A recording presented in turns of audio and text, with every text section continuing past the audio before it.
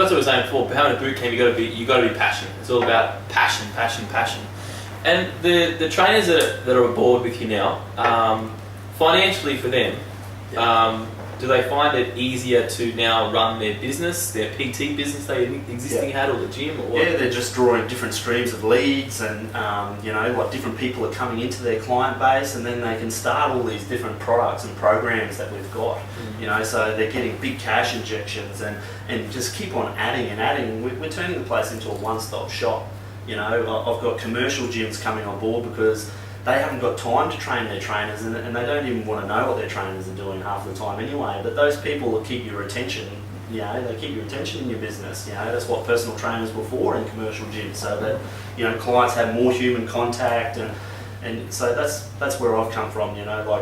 I've done the commercial gym thing, I've done the numbers game, and the 50 phone calls a day from your estate manager or whatever, trying to push more sales and bums on seats. But what's wrong with pushing names and who the person is and their results? And I guess I've seen you evolve as well for the last year, so I'm understanding more and more about your business at the time. And interesting point you said is you go to commercial gyms, and commercial gyms are now saying, Ken, I need a Bootcamps Australia here. Purely because they can actually have interaction with their members again. You know what I mean? They can still have, they don't see it as a negative, they see it as a positive. Not like you're going to take over our business, you can actually help the business. Yes, and it's, mate, like my biggest thing is, I guess, where I started, everyone wants to be a part of the cause, but no one wants to be a part of the cure. We're all here to make money and stuff, but how about we make a difference while we do it? Whether it's helping the industry, helping personal trainers. I've seen some fantastic personal trainers just be churned and burned and not succeed in this industry because they just didn't have the education, the support, the community, the growth. Like there's so much work out there for everyone.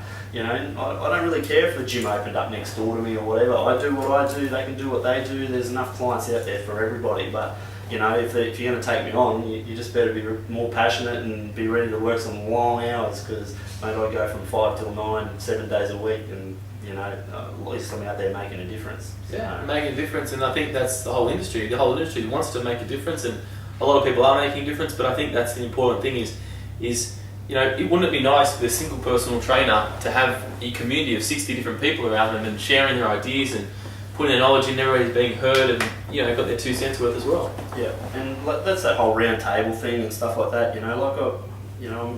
I've been in the industry for a fairly long time now, and I've started creating myself a good network of really good people that, they're willing to help other people, and I'm still involved with, I'm involved with the Australian Institute of Personal Training. I'm running short courses for them. I've taken on campuses so that I can get involved with training trainers that don't even work for my own business, and I'm teaching them everything that I know.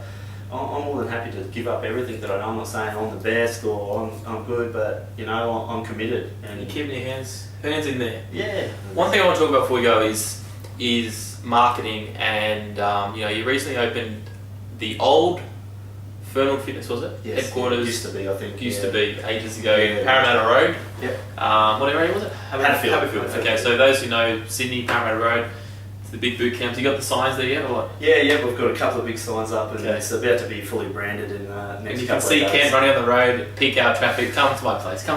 That'll be him. I got caned yesterday by one of my trainers from Brisbane. I flew him up, and I had to do hot laps up Parramatta Road, doing kettlebell class and stuff, and he tortured me, but everyone was getting a good laugh at me. So he gets people talking about on Parramatta Road when they're stuck in traffic.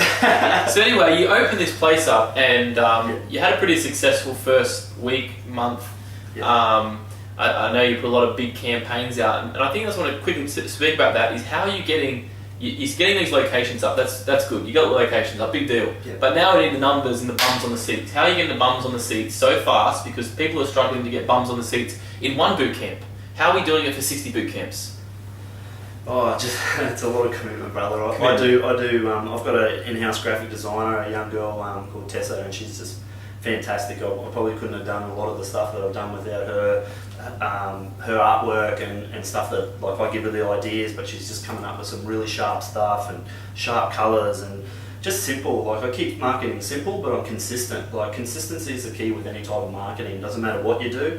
I give myself a budget, and I push for that. But I do a lot of national stuff. But just getting involved. Like, mate, I could start a location and not spend a cent on marketing just by the way that I market myself. Yep. You know, it's about getting into your community and helping the community. If you get into your community and just, you know, work with them and get them out there, and a lot of people just don't get out there, you know, they sit in their gym waiting for people to walk in the door, you know, get your staff, like if my sales guys aren't out on the street or out and about, you know, talking to people or companies or corporates or, you know, just schools or anything, you know, like I tell them, what are you doing? You know, get out. You know, I make all my sales guys and all my managers train together. Yep. You know, so the team trains together and make them a part of a team. Not everyone's just in there for their own benefit. So you're getting these flyers and information out to the public, you know, the cafes, the local businesses, everything, and it's the word of mouth that's really working.